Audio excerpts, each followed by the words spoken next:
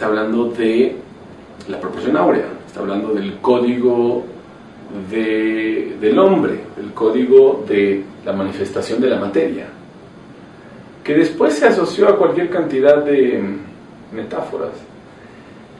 Pero recordemos, nosotros tenemos que lograr ver más allá de las connotaciones culturales, religiosas, filosóficas, y verlo como geometría, con la objetividad y con la profundidad que tiene la geometría como tal.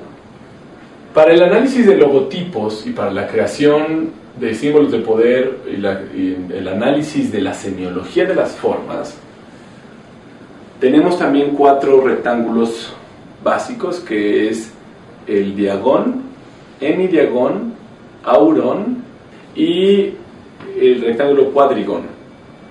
Esto son formas de extensiones armónicas en las que uno puede jugar para obtener trazos geométricos armónicos.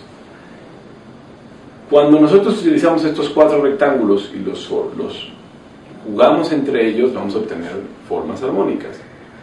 Cada uno de estos rectángulos tiene una función específica. Por ejemplo, el rectángulo aurón, de la proporción áurea, se utiliza cuando la intención que uno puso dentro de ese cuadrado quiere generar una extensión armónica. El rectángulo diagón, que sale de la raíz de 2, de la extensión raíz de 2, se utiliza cuando uno quiere duplicar las características que están dispuestas dentro de este primer cuadrado. El hemidiagón es un rectángulo que se utiliza para extender las cualidades o femeninas o masculinas, dependiendo si es vertical o horizontal, de un trazo. Y el rectángulo cuadrigón se utiliza para circunscribir o envolver las cualidades de un trazo, simbólicas de un logotipo. Para continuar con este análisis semiótico de las formas, tenemos que ver las relaciones o extensiones armónicas. Estas relaciones o extensiones armónicas las profundizó Matilda Gica en sus libros y en sus estudios, pero tienen que ver con comprender las raíces. Todos en educación primaria nos hablaron de la raíz cuadrada o la raíz cúbica, pero nunca nos lo explicaron gráficamente. Y una imagen habla más que 1000 palabras. Si nosotros entendemos que la raíz, a nivel gráfico, si nosotros hacemos un cuadrado y sacamos una diagonal, esa diagonal es la raíz, como si fuera un árbol, de otro cuadrado más grande. Es muy sencillo. La raíz de algo está hablando de la diagonal de otra forma geométrica que nos va a servir como raíz o como base para desdoblar otra forma geométrica. Matilda Gica hizo una espiral de raíces. Tienes el cuadrado con su diagonal, esa es raíz de 2. Después, esa raíz de 2 la prolongas y tienes acá un cuadrado más grande, rotado 45 grados, que su diagonal es raíz de 3. Pero si esa raíz de 3 la vuelves a prolongar, tienes otro cuadrado, raíz de 4 o 2. Y después raíz de 5, raíz de 6, de 7, de 8, etcétera, etcétera, etcétera.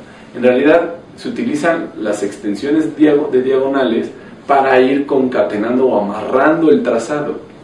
Podemos ver en ciertos castillos, en palacios, en la arquitectura medieval, como las escaleras estaban desdobladas en estos ángulos. Raíz de 6, de 7, de 8, etc. Y los ángulos del trazado son armónicos porque salen de los trazos de diagonales. Y hacer trazos de diagonales y jalar o estelar esas diagonales nos va concatenando el trazo, nos va concatenando el dibujo, el diseño. Incluso podemos hacer un análisis de los logotipos comerciales, porque las grandes corporaciones utilizan geometría sagrada, ya sea como herencia de que fueron creadas o concebidas por masones que utilizaban geometría sagrada, o por grupos que conocen la fuerza de la geometría sagrada. ¿Cuál es la fuerza de la geometría sagrada? Crear vida. Por lo tanto, crear atención o crear impresión. Cuando tú generas un logotipo o un símbolo de poder con estos patrones, vas a atraer la atención de los clientes o vas a generar mayores ventas, vas a hacer que el ciclo de compra y de venta se aumente. ¿Por qué? Porque es el ciclo de la vida y la muerte, la vida y la muerte, la vida y la muerte que utiliza la naturaleza. Es la distribución o la acumulación. Si analizamos algunos de los logotipos comerciales, por ejemplo, el símbolo del banco HSBC, vamos a ver que es un cuadrado con sus diagonales y ese cuadrado raíz de 2 está extendido. Si lo vemos desde arriba lo podemos ver como un octaedro, como una pirámide base 4, la mitad de un octaedro. Pero también lo podemos ver como la base 4 con el mismo número de siglas HSBC 4 con la base 4 del cubo. El cubo o el cuadrado sirve para contener, para acumular, para dar contención. Una función propia de un banco. Si vemos, por ejemplo, el logotipo del banco Banamex, veríamos que está hecho, su plantilla geométrica es un pentágono hacia arriba y en el centro hay un pentágono hacia abajo. Y hay un trazado como de espirales que están girando hacia la derecha, están implotando en una forma dinámica entre el pentágono hacia arriba externo y el pentágono hacia abajo adentro. Si analizamos el logotipo, si vemos las formas básicas del logotipo de la cadena comercial de cafés Starbucks, veríamos en el centro un óvalo, esta forma como de sirena, en donde en el centro hay un óvalo áureo. Los ojos, la boca, etcétera, están en proporción áurea. Está circunscrito en un círculo. Recordemos que el círculo tiene que ver con pi, con el uso de pi de la contención. Y después hay otro círculo más grande donde están las letras. Hay un círculo interno que está circunscribiendo a esta forma como de sirena. Y las olas del cabello están espaciadas en proporción áurea. Es decir, cuando nosotros reflexionamos sobre las geometrías que se utilizan en los logotipos exitosos, vamos a encontrar que las plantillas que subyacen son de geometría sagrada. ¿Por qué? Porque es como utilizar la naturaleza, es utilizar la geometría de la naturaleza. Cuando tú ves una flor, una rosa, un árbol, te atrae, porque nosotros, nuestro cuerpo, millones de años de evolución, nuestro cuerpo tienen esa sabiduría integrada, tienen esas formas integradas. Si analizamos el logotipo de otro banco, por ejemplo el Banco Santander, vamos a ver que la forma como de flama es una yod. Una yod es una de las letras del alfabeto hebreo y está dispuesto en una elipse que es un doble cuadrado, es decir, la contención sobre esta forma de yod que representa el lenguaje flamígero, el lenguaje de fuego. Si vemos, por ejemplo, el logotipo de Mercedes-Benz de los automóviles, por supuesto el triángulo, pero visto en 3 dimensiones, es un tetraedro, es un triángulo, es un triángulo proyectado, el tetraedro proyectado que me da un triángulo inscrito en pi, inscrito en un círculo, el círculo dándole contención, dándole fuerza.